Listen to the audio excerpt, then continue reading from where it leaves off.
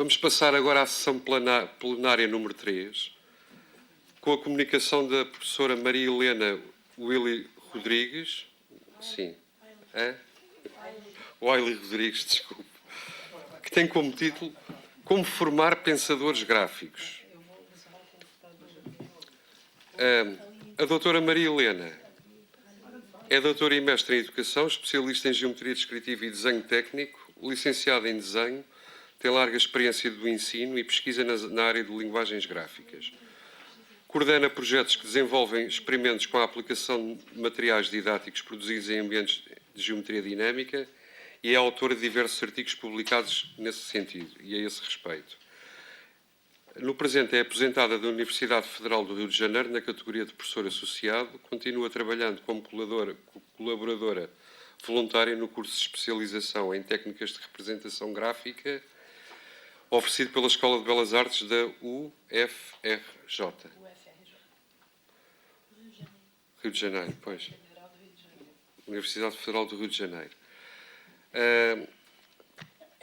Tem a palavra a professora.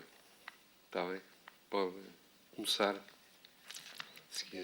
tivemos um pequeno probleminha aqui, porque eu trouxe um material que usa uns links para um programa gráfico que aqui não possuem aqui. Então, consegui aqui um anjo da guarda que baixou uma versão de demonstração para eu poder puxar esses links que são de geometria dinâmica, que seriam importantes para a minha apresentação.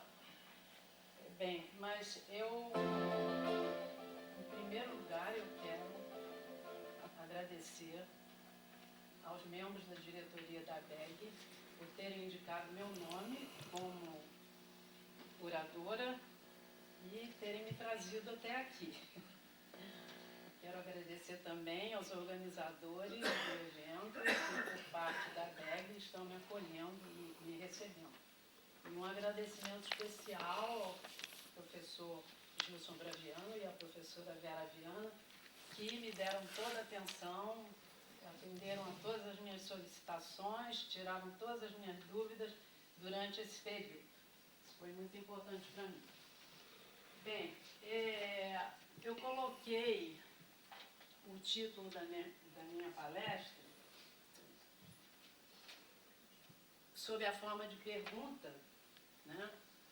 Como formar pensadores gráficos, porque eu acredito que esta é uma questão que deva sempre ser feita pelos diferentes docentes, né, de disciplinas gráficas.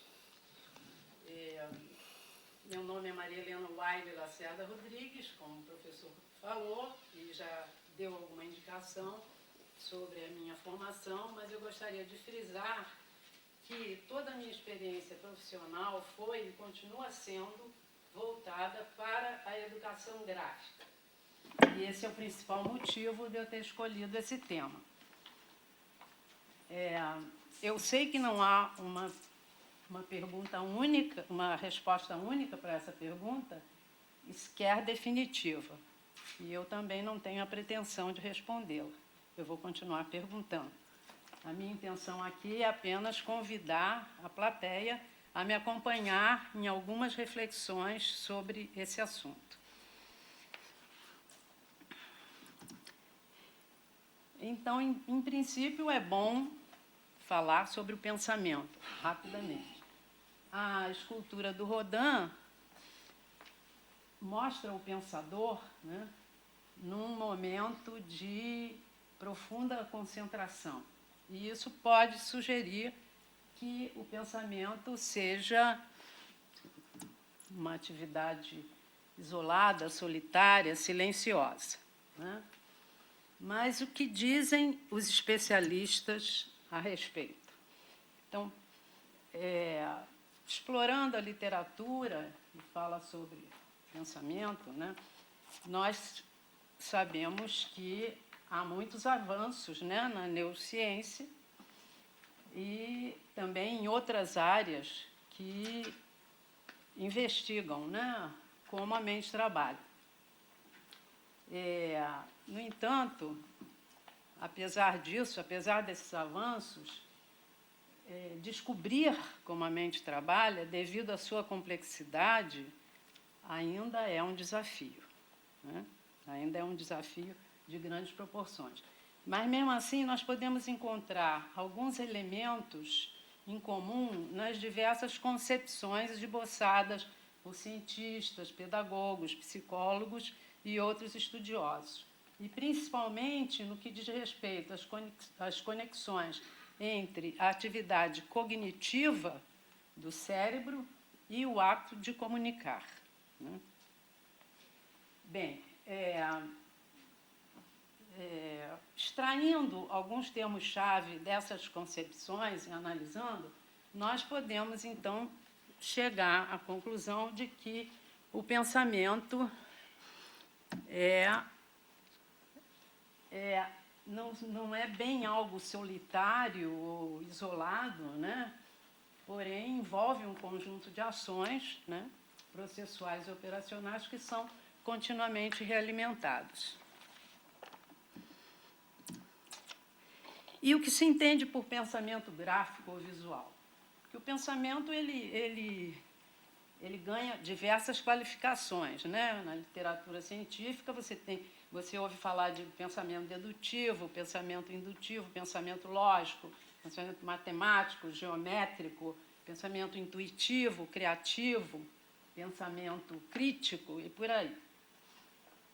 Bem, e qual é o diferencial em relação ao pensamento gráfico ou visual, como alguns preferem chamar, né, que é foco do nosso interesse aqui? Qual é esse diferencial? Provavelmente, esse diferencial está ligado se caracteriza, né, pela possibilidade pela capacidade de interpretar e conceber ideias, né, sob a forma de imagens icônicas, e também de explorá-las, transformá-las e exteriorizá-las, no nosso caso principalmente, por meio da criação de produtos visuais.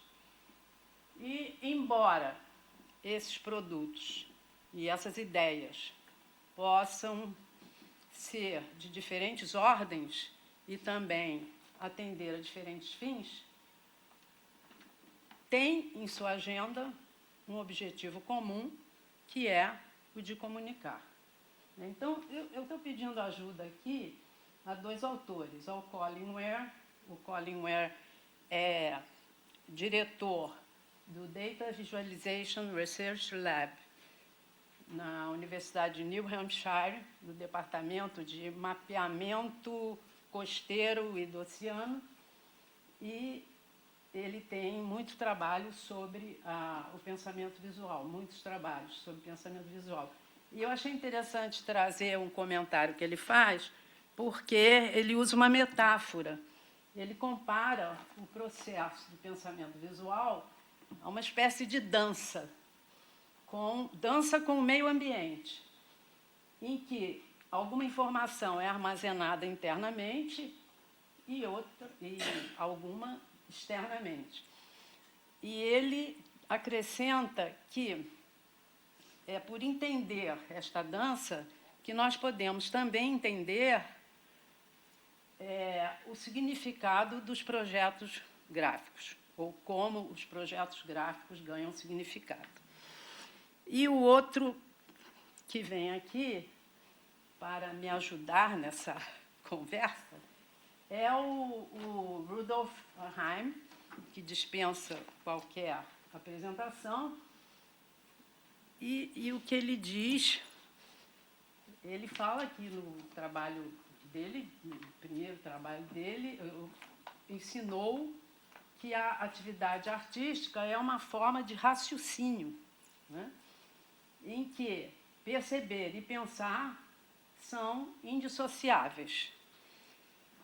E ele ainda acrescenta que esta união não chega a ser meramente uma especialidade das artes.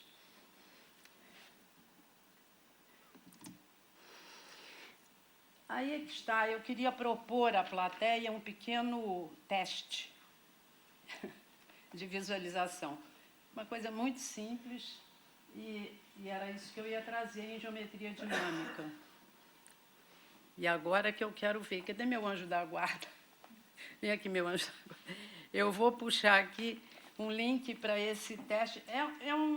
Uma série que eu até sintetizei, e eu costumo mostrar para os iniciantes numa disciplina que eu leciono, que é geometrografia dinâmica. Esses alunos que cursam essa disciplina são alunos de especialização, então já são graduados, mas eles têm diferentes formações. Então, eu quero saber, com isso, logo de início, se eles trazem alguma bagagem, algum conhecimento, se eles têm alguma capacidade de visualização, e também qual o comportamento deles diante da proposta, que geralmente se transporta para o comportamento deles diante do estudo. Bom, então, o teste de visualização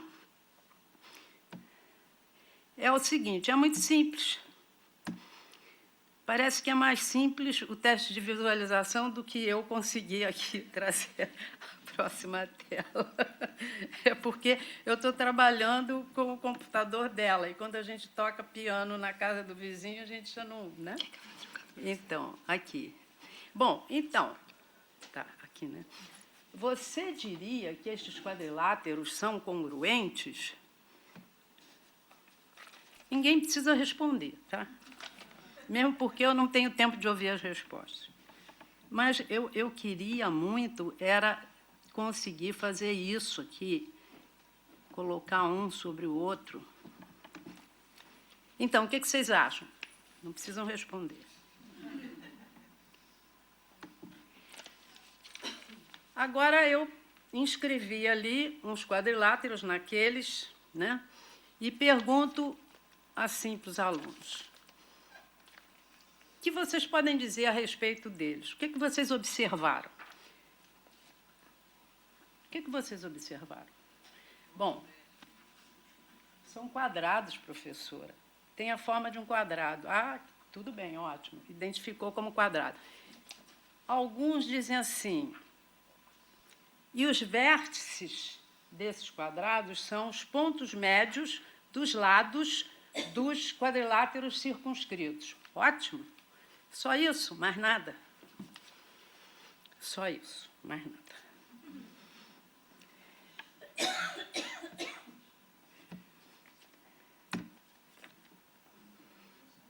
Ah, muito bem. Mas agora eu vou fazer o seguinte.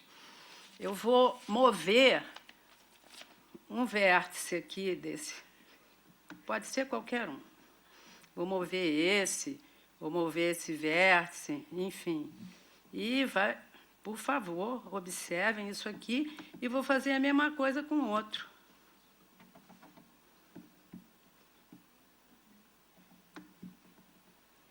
E aí, o que acontece quando eu movo esses... Notou alguma coisa? Bom, professor, ali, naquele azul, né? Aquele azulzinho ali, continua sendo um quadrado. E no outro não, deixou de ser um quadrado para ser um paralelogramo propriamente dito. Bom, quadrado também é um paralelogramo, mas tem umas características, né, só dele. Então, há uma diferença. Tá bom, você notou, isso é o que está sendo visto. Eu quero saber o que não está sendo mostrado. É nessa hora que eu vou perceber se ele conseguiu visualizar alguma coisa.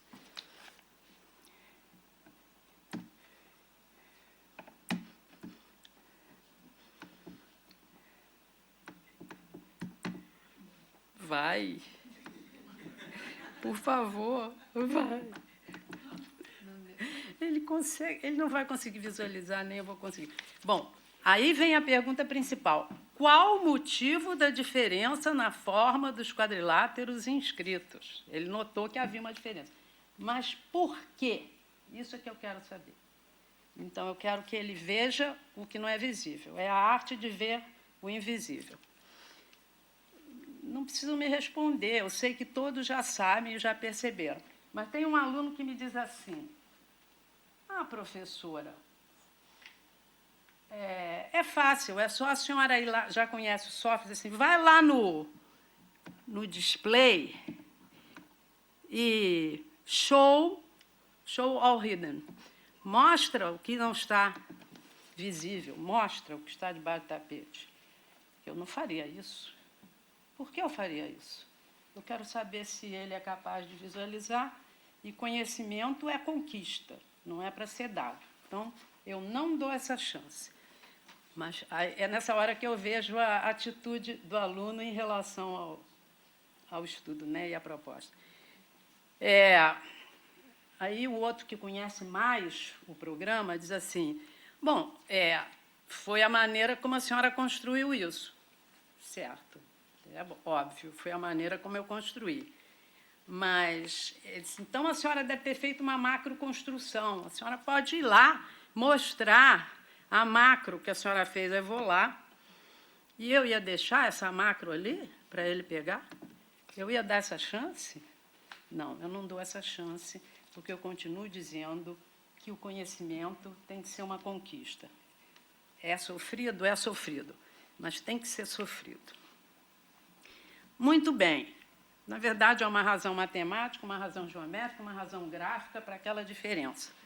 Mas eu não vou dar a resposta, não. Eu não vou dar mesmo porque vocês já sabem qual é. A plateia já sabe. Qual a importância de memorizar nomes e definições para incorporar conceitos, assimilar conceitos? Eu achei interessante fazer essa pergunta, porque há algo que acontece com os alunos que tem muito a ver com isso.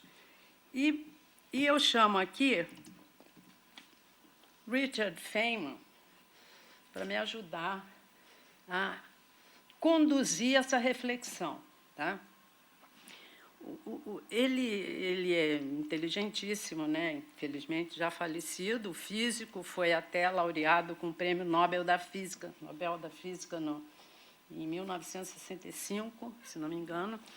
E o Feynman conta uma história interessante nesse livro, O Prazer da Descoberta, e também em vídeos, em entrevistas que ele concedeu, e esses vídeos podem ser encontrados no YouTube.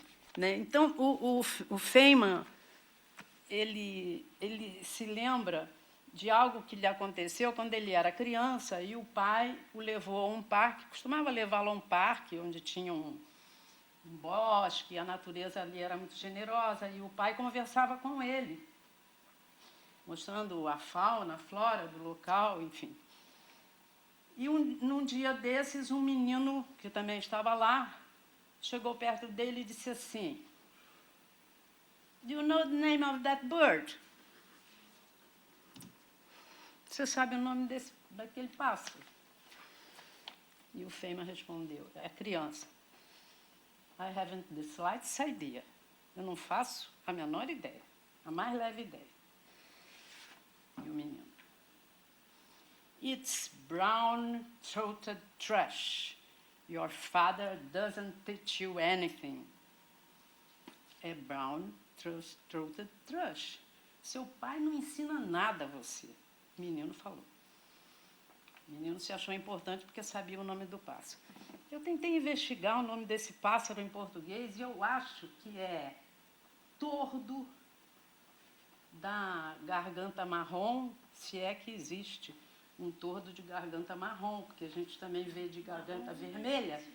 Entende? Agora, eu sei que lá no Brasil nós não temos esse pássaro. Mas o Feynman continua na entrevista dizendo o seguinte: mas meu pai tinha me dito sim, meu pai sabia. Meu pai disse assim: "You know the name of this bird? It's brown-throated thrush. In German is..." Eu não vou ter coragem de dizer porque tem... O professor me achutou. In Chinese is Tzilonton. In Japanese is... Algum japonês aqui? Torra. Bom. E por aí foi. Mas no final é que ele dizia assim: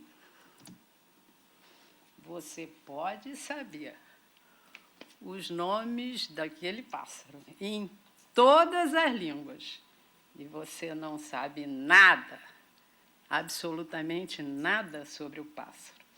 Então, achei muito interessante para a gente refletir sobre essa questão de nomenclatura, né? E até de definições. Essa história do Feynman se liga a uma outra história que ele conta nesse livro. Se a tradução para português Are You Joking, Mr. Feynman? Vale a pena ler. E ali ele conta um episódio que ocorreu a ele quando ele esteve no Brasil, cumprindo um ano sabático e dando aulas de física. Isso aconteceu no Brasil, mas podia ter acontecido em qualquer lugar, que eu vou contar aqui. Quando ele começou a dar aulas, ele ficou impressionado. Por quê? Porque ele fazia uma pergunta e os alunos respondiam logo. Isso podia ser um bom sinal, né? Mas não era, não. Não era pelo seguinte, porque quando ele repetia a pergunta, dessa vez de uma outra maneira, falando sobre um fenômeno e mostrando uma situação prática, os alunos eram incapazes de responder. Incapazes até de identificar aquele fenômeno naquela situação. A que conclusão ele chegou? Eu descobri que os alunos tinham decorado tudo, mas não sabiam o significado de nada. Isto aconteceu na década de 50 do século passado, no Rio de Janeiro, com um determinado grupo de alunos, né? Não sei se mudou, vocês que estão aí do Rio de Janeiro, vocês vão me dizer se essa história mudou. Mas eu acho que acontece em outros lugares também, pelo que eu leio aí, pelas conversas que eu tenho com colegas que trabalham em outro lugar. Então, memorizar nomes e memorizar definições para incorporar conceitos, não sei. Sei que isso aí é um bom tema de tese de doutorado. Como ativar conceitos para solucionar problemas geométricos? Bom, é a questão da competência, né? Como você vai articular saberes para resolver com eficiência uma situação problema? Né? Aí eu vou me lembrar de uma coisa que aconteceu, viu, Maria Ângela? Vou falar em você. Lá na Faculdade de Arquitetura, quando eu substituí você, lembra? Há anos atrás, eu era criança ainda, para dar aula de geometria descritiva, né, na Faculdade de Arquitetura. Maria Ângela teve que se afastar das atividades acadêmicas e ela me pediu para dar aula e eu dei aula durante 1 mês ou 2 meses no máximo. Era uma turma de repetentes, né, de geometria descritiva. Quando Maria Ângela voltou e reassumiu a turma, aplicou uma prova. E qual foi o resultado da prova? Você não vai me deixar mentir. Você disse que foi excelente. Você disse que foi excelente. Você ficou tão impressionada que você me perguntou que milagre eu tinha feito. E eu disse, santa milagreira eu não sou. Se eu fosse, eu já não seria mais professora. Bom, mas o que acontece é o seguinte, qual foi o meu trabalho com aquela turma? Eles já tinham aprendido aquilo tudo, eles já tinham todas aquelas noções, eles eram repetentes, então eles já tinham passado por todas aquelas noções, eles já sabiam fazer aquelas operações em épura, porque a gente trabalhava em épura, não tinha programa gráfico, né? Só que eles tinham guardado aquilo em gavetas fechadas. E qual foi o meu trabalho? O meu milagre foi o seguinte, vamos interpretar o enunciado do problema, para vocês verem como a linguagem verbal ela vai ativar o pensamento gráfico. O que é pedido o que é dado, quais são as pistas que estão ali, porque essas pistas, essas camuflagenzinhas aqui vão para as gavetinhas e vamos abrir as gavetas. Vamos abrir as gavetas e articular isso. Foi só isso que eu fiz, não foi milagre, não. Foi isso que deu. Quando eles aprenderam a interpretar o enunciado, eles sabiam, então é ali que eu vou ter que trabalhar, e com aquele outro conceito que eu vou trabalhar, e com aquele outro. Quer dizer, não era só saber o nome do pássaro, eles sabiam alguma coisa sobre o pássaro. Mas eu vou trazer um outro exemplo que não foi assim de tanto sucesso, que aconteceu no ano passado, quando eu passei um teste para a turma de especialização, nessa disciplina de geometrografia dinâmica. Então, eu dava uma questão, Gilson, acorda. Eu não copiei de você, não, Gilson. Gilson, eu não copiei de você, não. Embora seja um problema. Você trabalhou com hospital, eu trabalhei com farmácia. Não, porque nós temos problemas de saúde, né? Então, cada vez aumenta mais o número de farmácias. Então, aqui a questão era a seguinte: localizar, na verdade, 2 pontos. Eles tinham que determinar 2 pontos. Um representaria uma farmácia, Farmalife, seria o ponto F. Outro representaria a farmácia Vitus, seria o ponto V. Esse primeiro, eu tenho até vergonha de ter colocado uma coisa dessa numa prova para alunos que já são graduados, e a maioria professores de desenho. Né, meninas aí, professoras de desenho. Porque era simples. Era muito simples, era determinar um ponto equidistante daqueles 3 dados, aquele problema que você mostrou, acabou de mostrar. Então, que coisa simples, gente. O outro era um pouco mais trabalhoso, porque o outro dependia de um lugar geométrico que seria a parábola, eles tinham que saber como construir. Primeiro, identificar que um dos lugares geométricos era a parábola, porque o ponto ia ser distante de uma reta, equidistante de uma reta de 2 outros pontos e tal. Tudo bem, mas o que aconteceu? Tomei a liberdade de trazer aqui a resposta de um aluno, a tentativa de resposta de um aluno para o primeiro problema. Ele fez até uma figurinha de análise ali, tentou fazer, trabalhou com dados matemáticos. Eu não entendi bem o que ele quis fazer ali. Fez uma conta, tal, calculou. Ele já sabia trabalhar com as ferramentas do programa.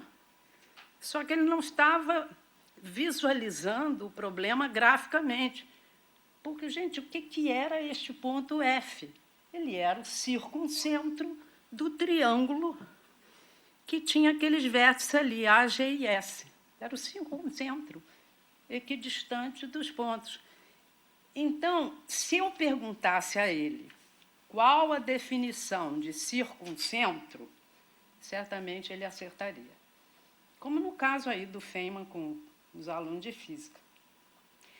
Mas ele perceber que o circuncentro era a solução para aquele problema, não percebeu. O que faltou? O pensamento gráfico. Aqui eu mostro o gabarito do problema. Então, o ponto F, realmente, ele está ali no encontro de 2 mediatrizes, e o outro, que é o ponto V, está numa parábola e na mediatriz entre F e G. Teria uma outra soluçãozinha aqui embaixo, que eu não estou podendo mostrar, não sei por que ela foge de mim, mas eu já tinha amarrado a uma solução só. Muito bem, o que mais? Afinal, o que leva alguém a dominar uma determinada linguagem gráfica? O que vocês acham? Estou perguntando, mas ninguém precisa me responder. Todos têm respostas ótimas para essa pergunta. Eu tenho a impressão, uma impressão forte, de que, independentemente do talento que a pessoa tenha, né, e do tempo de estudo, é mais ou menos a mesma coisa que o que leva alguém a dominar um idioma diferente do seu. Né? Aprender uma língua diferente da sua, porque, por exemplo, vamos pegar a geometria descritiva. Qual a dificuldade de aprender a geometria descritiva? Uma língua diferente, é uma linguagem diferente, é um método, é uma coisa que tem uma porção de linhas e coisas ali, numa época. e o aluno fica tonto e acaba decorando traçados, e puxa a linha daqui, puxa a perpendicular dali, e não resolve, na verdade, nenhum problema novo quando ele aparece. Vocês identificaram essas imagens aí? Certamente, né? Foram fotografias que eu tirei num pequeno museu que tem na Basílica da Sagrada Família, em Barcelona. E por que eu coloquei isso? Porque eu vou falar na imersão, já que eu falei imersão, eu acho que a maneira prática de se aprender uma língua é estar numa imersão, né? Pelo menos para se comunicar e interpretar, né? E estou falando agora de um outro tipo de imersão, uma imersão pedagógica até. Comprei esse livro aqui, encomendei, justamente por causa deste capítulo escrito pelo Mark Burry. E um dos autores desse livro, o Brad Peters, esteve aqui, né, Vera? Não, pois é, que pena. Eu tinha que ser convidada para vir aqui no outro encontro. Mas no próximo, você pode continuar me convidando, porque deve ter gente falando muito coisa que me interessa.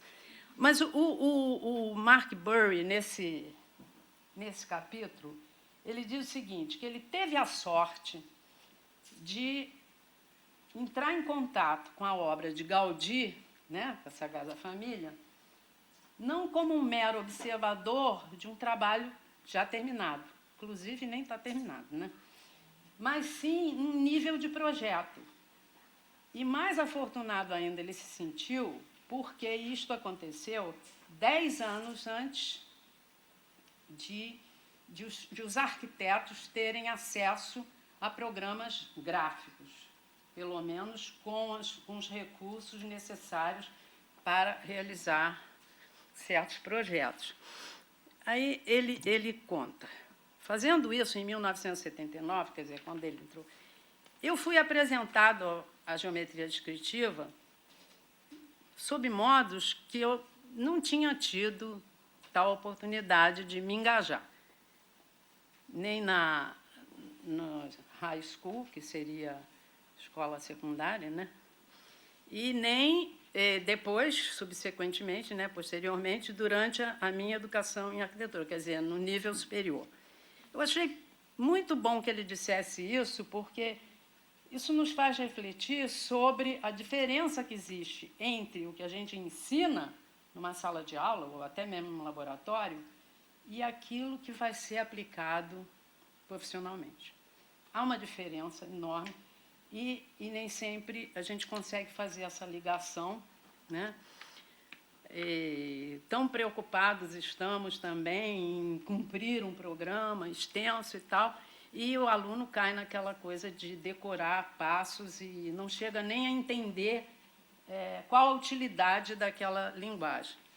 E outra coisa que ele disse, Mark Burry, ele disse assim, que 20 anos depois dessa data, 20 anos depois, quando ele começou a trabalhar com programas gráficos, ele transferiu as duras conquistas dele no aprendizado de geometria descritiva para os ambientes digitais.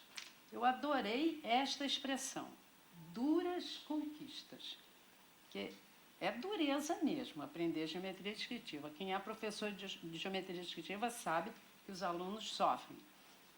Conquistas, porque quando ele aprende, ele conquistou, é aquela velha história. O mundo mágico das geometrias das transformações. Olha só, essa é uma imersão também. E nos programas gráficos, nós temos os programas de geometria dinâmica, nós temos um ambiente muito bom para que o aluno entre numa imersão e entenda. Aqui eu coloquei 3 livros que são os nossos, que nós utilizamos como fundamento no ensino das transformações geométricas. O de Jäger, famoso, mas não é mais editado, mas pode fazer download dele. O do Iaglon, que é vendido ainda e tem vários volume, não é um só volume. E esse Geometrografia 2, do Virgílio Ataíde Pinheiro, que foi professor da nossa escola, foi meu professor, depois foi meu colega, e essa é a nossa Bíblia. É uma pessoa infelizmente já falecido também, mas tem um trabalho muito confiável e fala sobre a geometria das transformações. E as meninas lá, ó, meninas, eu disse para vocês, hein, vocês tinham que botar o nome do professor Virgílio na bibliografia do trabalho. Não façam mais isso. É uma brincadeira que eu faço com as meninas. Desculpem, eu não sou uma discursista, eu não faço discurso, eu só sei conversar dessa maneira que vocês estão vendo. Bem, aqui eu vou mostrar dois trabalhos, se eu puder, se me permitirem, dois trabalhos feitos por alunos meus no final do período, do último período, não, no último, penúltimo período, foi no ano passado. E vamos ver, eu vou ter que puxar aqui do...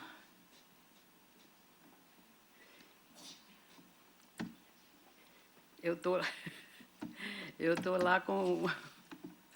Vamos ver. Eu tenho que mostrar rapidamente, porque eu estou com a versão de demonstração e que ela só dura 20 minutos.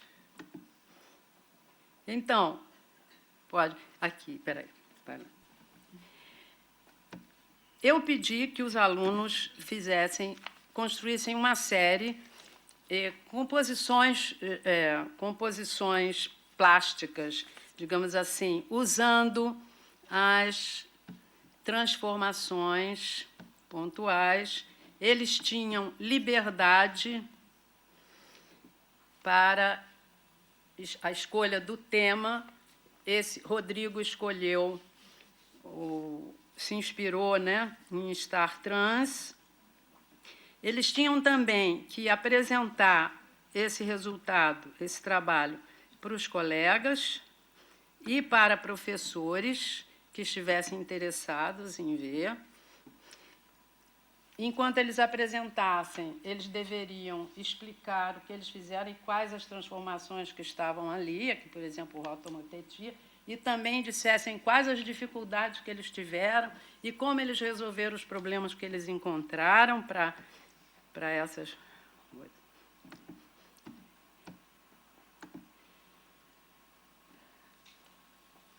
Então, eles puderam ser bem criativos, né?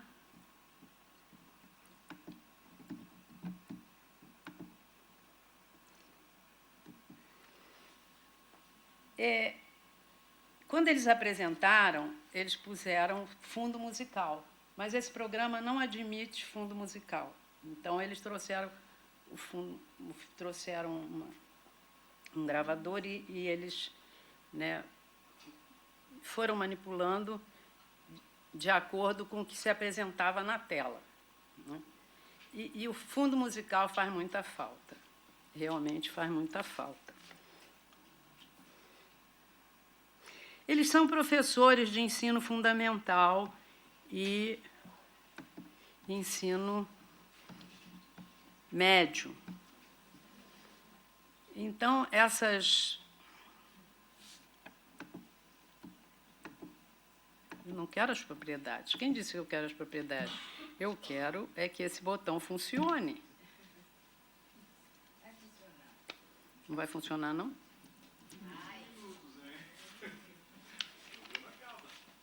Não, é o que eu digo, são as leis da perversidade computacional. De vez em quando eu sou vítima dela.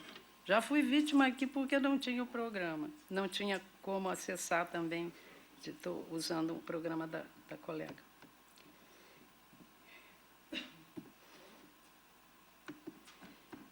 O retorno da translação. Não é só translação também, é reflexão, é rotação, enfim.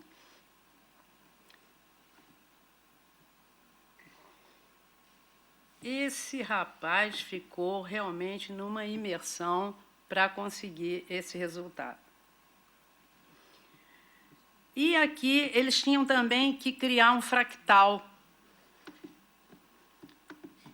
e ele criou um fractal em árvore, colocou aqui que a força esteja com você, e essa frase, e continue respirando. Isso foi uma brincadeira que ele fez comigo, porque quando eu passo vários trabalhos para eles, e eles...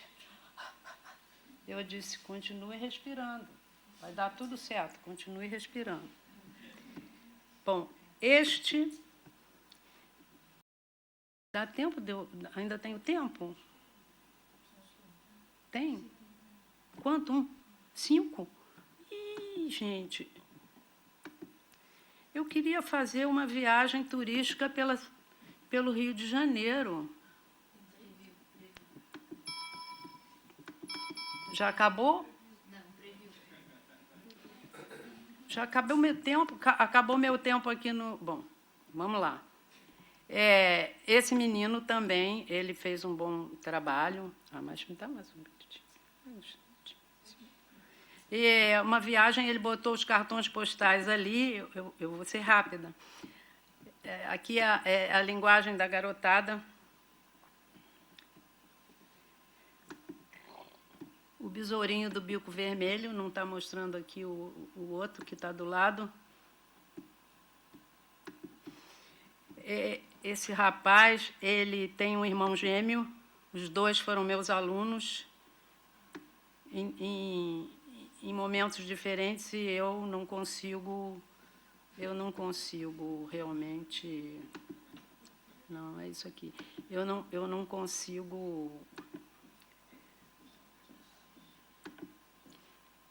Não sei por que ele não está vendo. Bom, agora, vamos cruzar.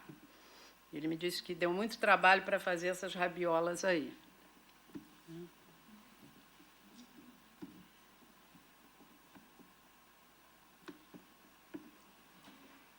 6. A chuva e o trem, olha aí, o Motetia, tem um bugzinho ali no programa. Pirotecnia no Museu Imperial de Petrópolis, cidade de Pedro. É que ele usou a translação para fazer esses coisas. E esse aqui, eu gostaria de contar essa história, mas não posso porque eu não vou ter tempo. Porque é uma história muito interessante. Foi a visita de jupiterianos numa cidade brasileira. Ou, pelo menos, uma prometida visita de jupiterianos. Vocês conhecem essa história? Vocês aí do Rio de Janeiro não conhecem? Conhecem? Pois é. Uma história muito interessante, porque alguém se disse mensageiro dos jupiterianos, marcou até data para a nave aparecer lá, na cidade de Casimiro de Abreu, e eu não tenho tempo para contar a história toda, mas é interessante, e quem pegar no browser o Casimiro de Abreu ETs, ou Jupiterianos em Casimiro de Abreu, vai conhecer essa história, que ganhou muita divulgação na mídia, na época. E, por isso, teve gente até... Dizem que até gente da NASA esteve lá, para esperar os jupiterianos. Bom, eu faço questão de mostrar isso aqui porque é uma avaliação qualitativa, o depoimento deles, depois que eles fizeram. Rodrigo, por exemplo. Porque isso mostra muito ao professor, quando os alunos dizem que significado aquela tarefa teve para eles. Grande desafio, isso é ótimo. Propor desafio. Perrenu fala isso. Você quer que o aluno adquira competência, propõe um desafio. A superação se deu por meio da busca de um tema, tá? Com a possibilidade de trabalhar livremente. Essa coisa de dar liberdade ao aluno também é importante. Né? Ele vai... Com maior conhecimento do programa, fiquei estimulada a inovar. Outra coisa importantíssima, quer dizer, ele não se contenta com o que ele tem e com o que ele aprendeu. Ele vai explorar, por exemplo, quando está trabalhando com um programa gráfico, ele vai explorar, vai testar os limites de suas ferramentas, ele vai fazer descobertas. E tem uma outra coisa que também é muito importante, que é o domínio afetivo, que é contemplado. Né? Que o domínio, a gente se preocupa muito com o domínio cognitivo, tem que aprender, aprender, aprender. mas o domínio afetivo, a satisfação de aprender, o prazer, né, da descoberta e tudo mais, ele ficou orgulhoso e, portanto, recompensado. E a outra também, do Daniel Jorge, diz praticamente a mesma coisa, foi um desafio, muita paciência e disponibilidade de tempo, porque ele ficou numa imersão, mergulhou. Os procedimentos não são fáceis, ótimo, eu adoro quando não é fácil, porque não tem a mínima graça quando é fácil. Se ele já sabe fazer tudo, de que adianta aquilo? Né? E aqui vem, de novo, aquela parte afetiva. Temos uma grande satisfação, uma sensação de dever cumprido, o sentimento de que poderia ter ficado melhor. Esse aí é perfeccionista. E a última coisa que eu vou mostrar, tá, Vera? Última coisa. Essa foi a oportunidade que eu tive, em agosto, de ver, né? Não cheguei a participar, fui só na abertura, né? Um workshop que foi coordenado pela professora Maria Ângela Dias, que eu já citei e volto a citar, e que teve a participação do professor Andrés Martín Pastor, que veio da Universidade de Sevilha. Qual era a ideia? A ideia era trabalhar com a superfície de um helicoide desenvolvível. Havia um modelo com várias interseções de helicoides e eles iam construir esse modelo em tamanho natural, né, em madeira, com peças de madeira compensada, e iam montar no prédio, no pátio do prédio da reitoria da Universidade Federal do Rio de Janeiro. O professor André Martim Pastor explicando como modelar isso, ele usou o rinoceros e o grasshopper. Ali estão os assistentes prestando muita atenção, né? Tem ali pessoas muito especiais, que eu não vou mencionar. Danusa Kini está ali, mas ela está escondida. E a Maria Ângela também. Os participantes já trabalhando no computador com o programa, criando, aí fazendo a planificação, depois recortando para criar os modelos. Esses modelos foram criados pelos alunos. E aqui estão os participantes principais, o professor Andrés Pássaro, que é esse primeiro aqui, o da esquerda. Ele é de nacionalidade argentina, né? Mas trabalha como professor efetivo na Faculdade de Arquitetura e Urbanismo, da UFRJ. O de camisa vermelha é de nacionalidade portuguesa. Ele está lá como professor visitante por algum tempo. A professora Maria Ângela e o professor André Martim Pastor, que já apareceu aí. E o momento de apoteose, todos maravilhados com a coisa, que todos ficaram contentes, né? Momento de apoteose. Eu tenho um videozinho que não leva nem 2 minutos. Posso? Cadê meu anjo da guarda? Cadê meu... Está no som? Não está. Caiu no som. Eu vou sair daqui. Né? Não precisa. Não preciso? Não, na hora do vídeo. Então, bota o som aí. E aqui vocês vão ver que não foi só o domínio cognitivo e também não só o domínio afetivo, mas foi o domínio motor também que trabalhou, porque a garotada fez ginástica, pegou pesado para fazer É uma oportunidade maravilhosa, o workshop. Ele durou 2 semanas, então realmente os alunos ficaram ali, eram alunos de graduação, alunos de pós-graduação, professores, outros convidados que se inscreveram, e todos ficaram naquela imersão. E é uma oportunidade imensa de aprender, né? Às vezes a gente leva 4 meses para ensinar alguma coisa, e em 2 semanas participando dessa maneira e construindo, né? Os alunos realmente aprenderam. Eu tive tive sorte disso acontecer em agosto, porque ainda deu tempo de eu colocar aqui para enriquecer a meu pequeno discurso.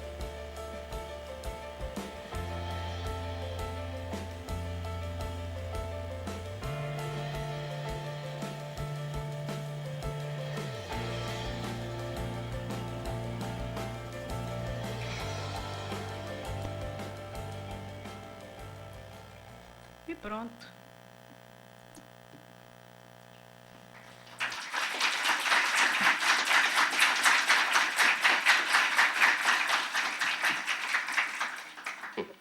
Não sobrou tempo para pergunta. Se alguém quiser me perguntar alguma coisa, eu estou ali no corredor na hora do coffee break. E tem meu endereço eletrônico. E agora vamos para o coffee break. Vocês podem me escrever Sim. e eu posso responder, caso vocês tenham alguma dúvida ou alguma curiosidade. Obrigado, professora Maria Helena Vili Rodrigues. Foi muito interessante a sua comunicação. Alguém tem alguma questão a fazer à professora? Mas agora, se tem a questão, agora eu vou fazer a questão da questão. Pode perguntar.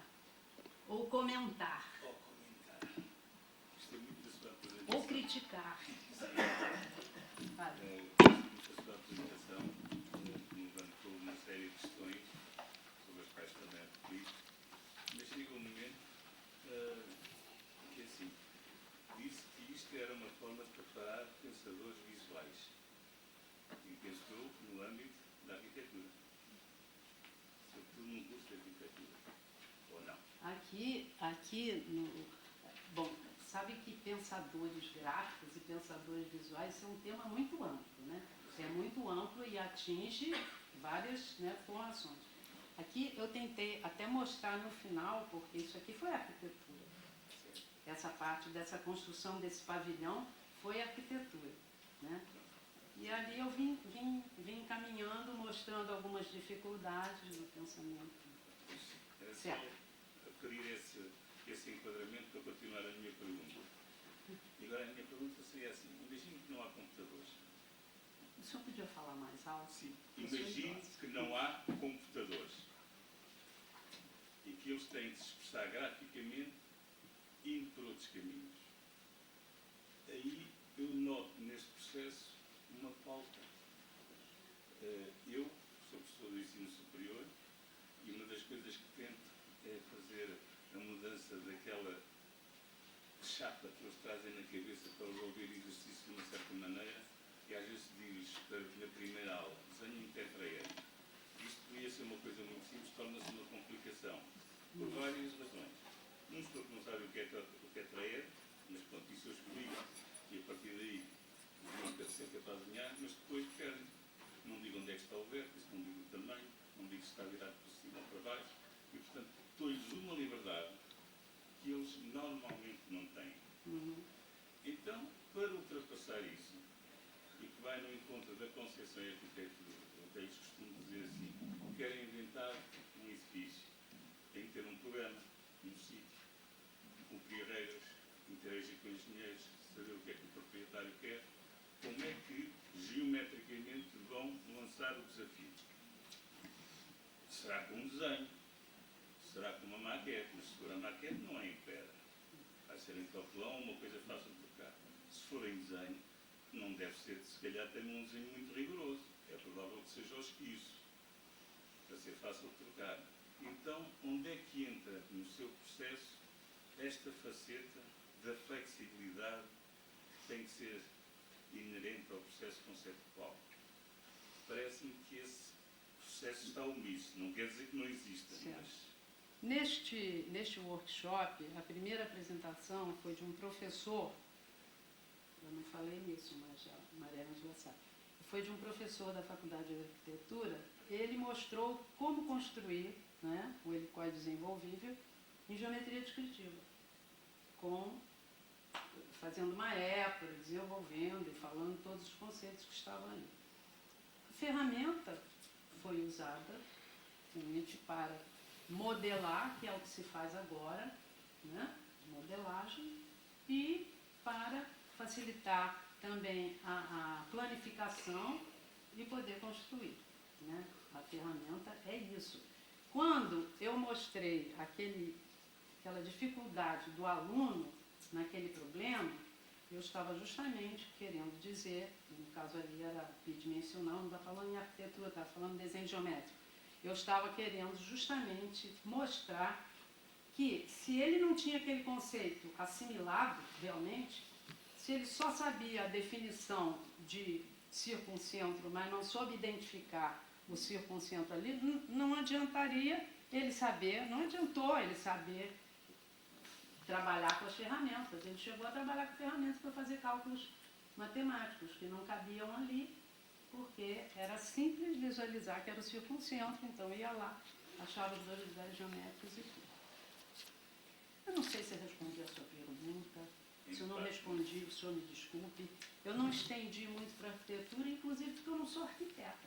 Apesar de ter dado aula para arquitetura e os alunos de arquitetura de GD tirarem nota muito boa, eu dei a minha contribuição, mas eu não sou arquiteta.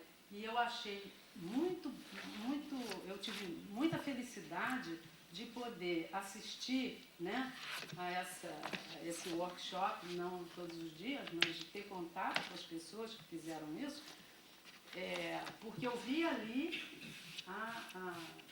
a utilidade, né, desse tipo de trabalho para o aprendizado, para a formação dos pensadores gráficos. Eu vi, né? Tá bom. Por exemplo, Mais alguma pergunta? 25. Um Coffee break. Fala. naquele seu problema do circuncentro, nós cá em Portugal, no ensino básico, os alunos são obrigados em matemática a saber construir e interpretar aquele tipo de problemas.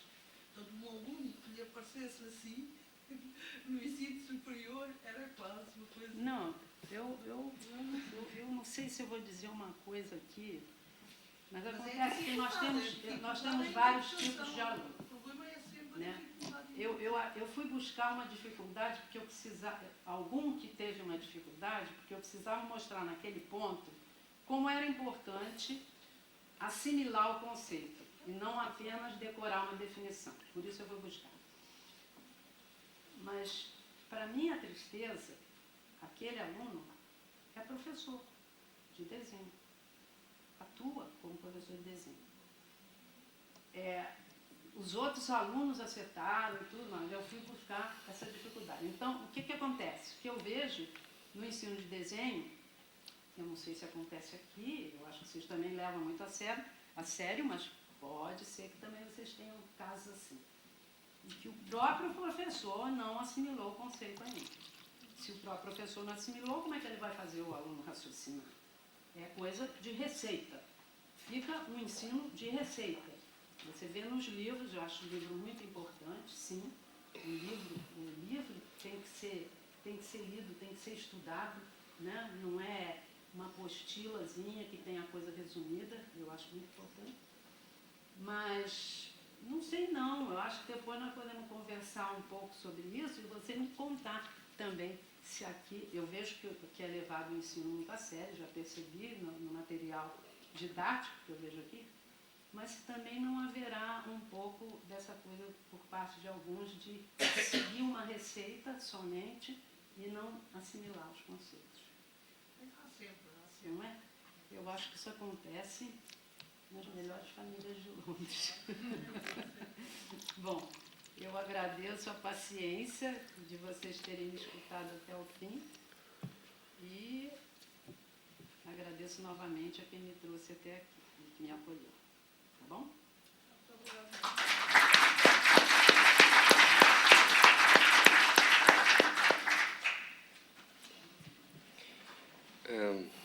Tá certo.